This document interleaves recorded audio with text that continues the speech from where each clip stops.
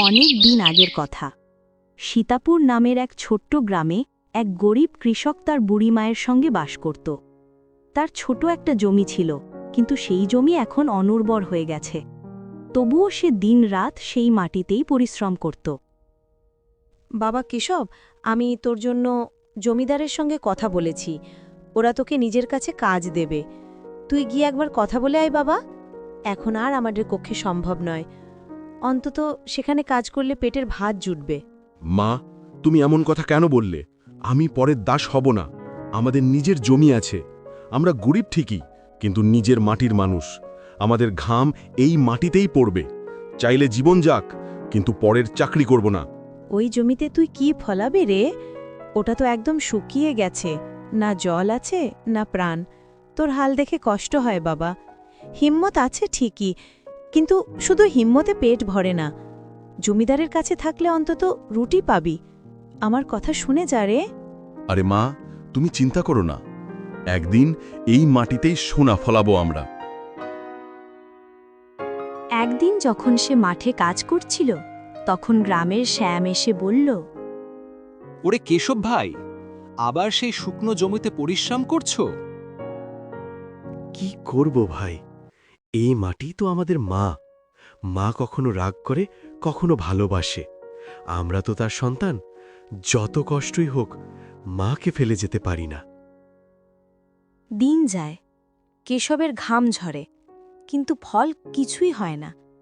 একদিন দুপুরে ক্লান্ত হয়ে সে বাড়ি ফিরে দেখে চুলা নিভে গেছে। মা চুপচাপ বসে আছেন।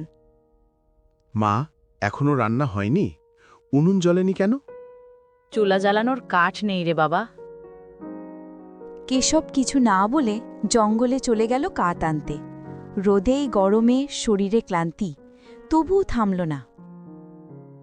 হঠাৎ আকাশে কালো মেঘ জমল, শুরু হলো ঝড় বৃষ্টি। এইবার তো সর্বনাশ। কাঠ বাঁচাবো না নিজের শরীর? বৃষ্টি থেকে বাঁচতে দৌড়ে একটা কুঁড়ে ঘরে ঢুকল সে। ভিতরে এক বৃদ্ধ বসেছিলেন। আয় বাবা, ভিতরে আয়। বৃষ্টিতে ভিজলে অসুখ হবে। বৃষ্টি থামা পর্যন্ত কেশব সেখানে রইল, তারপর বৃদ্ধকে ধন্যবাদ জানিয়ে বাড়ি ফিরল। কেশব কাঠ নিয়ে বাড়ি ফিরে আসে। বাড়ি এসে দেখে পাশের বাড়ির কাকিমা এসেছে। ও কেশব, আমি তোমার জন্য একটা মেয়ে দেখেছি। আমার কথা মানো আর একটা ভালো কাজ দেখো, কারণ কোনো বাবাই এরকম ছেলেকে মেয়ে দেবে না যে পরিশ্রম তো অনেক করে, কিন্তু পরিশ্রম করার কোনো ফল নেই। আরে কাকিমা, আমি এখন বিয়ে করব না। আগে কিছু রোজগার করি, কিছু সঞ্চয় করি, তারপর বিয়ে করব। এরকম বলে দিলে কি বিয়ে হয়ে যায়? বিয়ের পর ঘর চালানোর জন্য শুধু স্ত্রী নয়, রুটিও লাগবে। কেশব, কথাটা তুমি ঠিকই বলেছ, কিন্তু বয়সও তো তোমার পেরিয়ে যাচ্ছে। তুমি কি সারা জীবন বিয়ে না করেই থাকবে? কতদিন আর ওই বেকার জমির উপর পরিশ্রম করবে? লাভ তো কিছুই হবে না তাতে। আর তাছাড়া তোমার মা কি মরার আগে পর্যন্ত রান্না করবে? ছাড়ো না কাকিমা, তখনকারটা তখন দেখা যাবে। আর তুমি দেখবে একদিন ওই জমিতে গ্রামের সবার জমির থেকে ভালো ফসল হবে। আচ্ছা, আমি এখন যাচ্ছি। এই মুখ্যকে বোঝানো মানে নিজের পায়ে নিজে কুরুল মারা।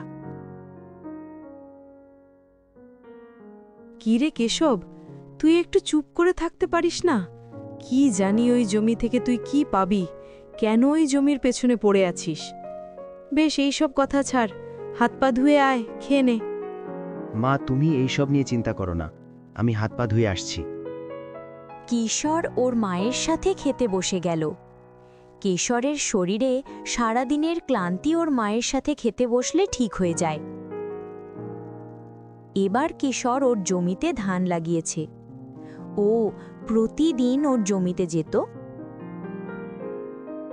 হ্যাঁ, সবার জমিতে ফসল বেরিয়েছে, শুধু আমার জমি খালি পড়ে আছে। কোনো কোনো সময় সবথেকে ভালো বীজ বেরোতে বেশি সময় লাগে কেশব। তুই শুধু পরিশ্রম কর, ভগবান দেখছে। কেশব যখন আপন মনে বকছিল, তখন শ্যাম এসে বলল, কি হয়েছে কেশব ভাই? এবারও তোমার জমিতে ধান বেরোয়নি? মনে হয় এবারও তোমার জমিতে ফসল হবে না। তুমি অযথা পরিশ্রম করছো। এই সব বলে শ্যাম চলে গেল। শ্যামের কথাগুলো শুনে কেশবের খুব রাগ হলো।